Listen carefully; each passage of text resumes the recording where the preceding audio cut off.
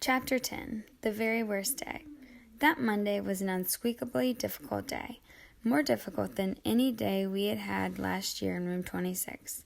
First, Thomas said that he'd seen a wolf while he was walking to school, but Mrs. Brisbane got him to admit it might have been a big dog. Mrs. Brisbane reminded him not to exaggerate. Worse yet, Phoebe had forgotten her spelling homework and burst into tears, which made me feel sad. Next, Mrs. Brisbane asked Paul to come up to the board for some math problems, and both Small Paul and Tall Paul jumped out of their seats.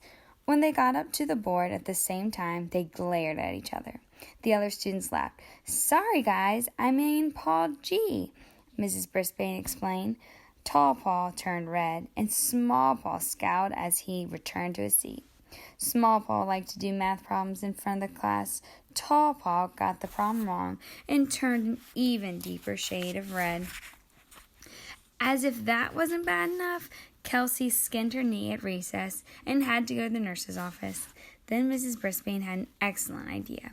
As she often does, she decided to put me in my ball and let me roll up and down the aisles. She probably wanted to get her students' minds off their problems. It would be very interesting if all humans could get a hamster's eye view of their world at least once. If they did, they would probably clean up their shoes more often. They really are unsqueakably awful things stuck to the bottom of many shoes. Humans should pay more attention to their socks, too. On that day, both Thomas and Kelsey had on mismatched socks. They'd also realize how much they tap their feet and move around in general, even when they think they're still sitting still. As I spin around the classroom, I'm always glad I have that ball to protect me. Despite the dangers, I kept rolling around lazily. The students were reading to themselves, and after a while, didn't even seem to notice me. As I approached Rosie's table, I decided it would be interesting to get a closer look at her wheelchair. I still hadn't figured out exactly how she would pop a wheelie. Rosie saw me coming closer, and her eyes sparkled. "Hi, Humphrey," she whispered.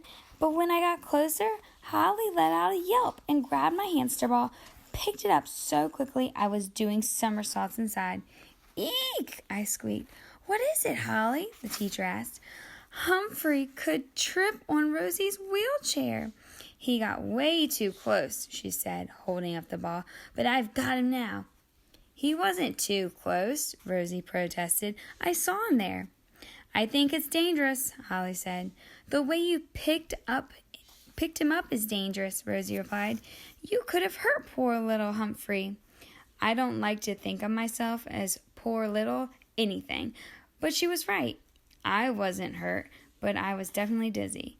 "You must remember to be gentle with Humphrey," Mrs. Brisbane said as she took the ball from Holly. She peered in through the yellow plastic. "Are you all right?" I squeaked, though it was a weaker squeak than usual. Mrs. Brisbane put me back in my cage, satisfied that I was okay. I headed straight for my sleeping hut, which was the safest, quietest place I knew. I crawled out a little while later, when I heard Rolling Rosie ask if she could speak to Mrs. Brisbane. The room was empty because it was lunchtime. "You didn't pop a wheelie again, did you, Rosie?" the teacher asked. "No," Rosie answered. "It's about my assistant." "Holly?" Mrs. Brisbane said. Why don't you tell me what's on your mind?" Rosie wheeled up closer to the desk, and she and Mrs. Brisbane talked. Og and I were as silent as could be, so we could hear every word they said. "I don't think I need an assistant," she explained. "I can do almost everything myself. So could you tell Holly not to help me anymore?" Mrs. Brisbane was silent for a moment. "I could," she finally said, "but do you really want me to?" "Yes," Rosie answered. "I know Holly wants to help, but she helps way too much. She helps me when there's no problem at all. Sometimes she gets in the way." "Have you told her that?" Mrs. Brisbane asked. Rolling Rosie nodded. "I said she didn't need to help me so much. It didn't work." Again, Mrs. Brisbane was silent for a while. I can see you don't need much help, Rosie, but maybe Holly does, she finally said. Holly? Rosie sounded really surprised. She likes to help, Mrs. Brisbane explained. I think she'd be pretty upset if I said you didn't need her anymore. Maybe she could help someone else, Rosie suggested. Let's give her one more chance, Rosie, Mrs. Brisbane said. I'll have a word with her and see if things improve, okay? Good old Mrs. Brisbane, she really knew how to handle students. Now we'd better eat. I'm going down to the lunchroom too, she said. As they headed out of the classroom, I couldn't wait to tell Og. Were you listening, Og? I asked my neighbor. Hopefully Holly will be upset if she gets fired. I knew that because I'd been unsqueakably upset if I got fired from my job as a classroom hamster. Boing, boing, boing, Og agreed, splashing in his water. I thought the day would never end, but at least the afternoon bell rang. As the students gathered up their backpacks, Mrs. Brisbane took a sheet of orange paper and approached Phoebe. Phoebe, I have an idea to help you remember your homework, she said. Each day we'll put a big, colorful reminder in your backpack so you won't miss it. What do you think? Okay, Phoebe said. I've written your homework assignment on it. All you have to remember is to bring it back, Mrs. Brisbane continued. Phoebe nodded. I will, she promised. You can do it, Phoebe, I squeaked. Then I hopped on my wheel and started spinning as fast as I could. I think she was smiling when she left the room. The day took a turn for the better after school when some of my old friends from last year came back to room 26. There was Raise Your Hand Heidi, Hopper, and her best friend, Stop Giggling Gail Morgenstein, along with Repeat It Please Richie Rinaldi. I was spinning on my wheel when they came in, and I was so glad to see them. I stopped suddenly and almost tumbled off. Please don't make sudden stops when you're spinning on a wheel. Hi, I squeaked. I'm not sure they could hear me over the loud splashing sounds Og was making. Humphrey, my favorite hamster, Heidi said as she rushed up to my cage. Gail giggled. Og, my favorite frog, she said as she hurried to my friend's tank. And you're my favorite teacher, Richie told Mrs. Brisbane. Thank you, Richie, she replied, but you have to give Miss Becker a chance. She's an excellent teacher. I know, Richie said, but she doesn't have any classroom pets. Heidi leaned in close to my cage. I'm doing pretty well raising my hand this year, Humphrey, she told me.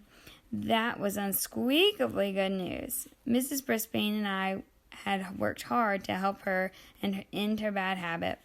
Boing, boing, Og twanged, sending Gail into pearls of laughter. I don't think Gail could ever stop giggling completely. At least I hope not. I was so glad to see my old friends from last year.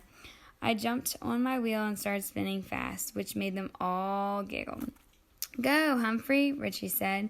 Then Og decided to dive into the water side of his tank and made an extra big splash, which made them giggle even louder. Awesome, Og, Heidi said. I think Og and Humphrey are glad to see you, Mrs. Brisbane said. Oh, Mrs. Brisbane, we miss you so much, Heidi said.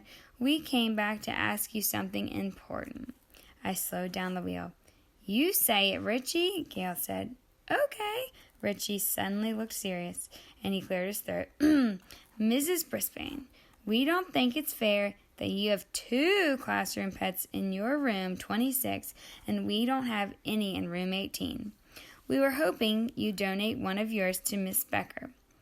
Thank goodness I'd really hopped off my wheel, or I'd fallen off. I was really surprised, and so was Mrs. Brisbane.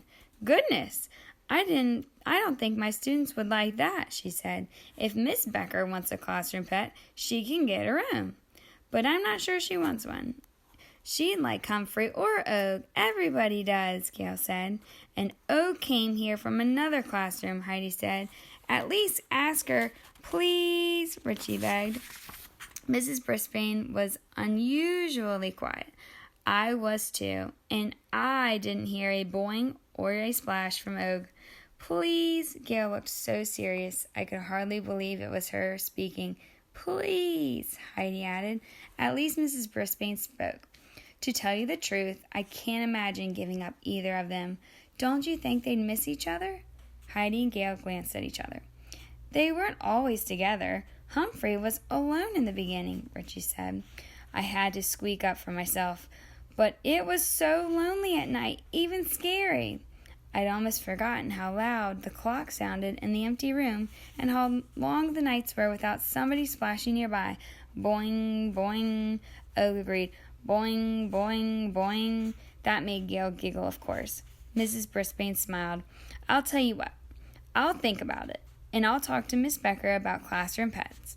But I'm just not sure it's a good idea to separate Humphrey and Og and take one of them away from my class. Thanks, Mrs. Brisbane. We really missed them, Richie said. They chatted with the teacher for a few more minutes, and then it was time for them to go home. After they left, Mrs. Brisbane leaned in close to my cage and stared at me. To tell the truth, I can't imagine teaching without you or Og here to help me, she said. Am I just being selfish? No, no, no, I squeaked at the top of my tiny lungs. Mrs. Brisbane chuckled. I don't even think Ariel Becker wants any classroom pet. Not even you, she said. So don't worry. Thanks, I squeaked. I won't. But I did. I worried and worried and worried some more. And even though he hatched from an egg and was cold-blooded, I could tell that Og was worried too.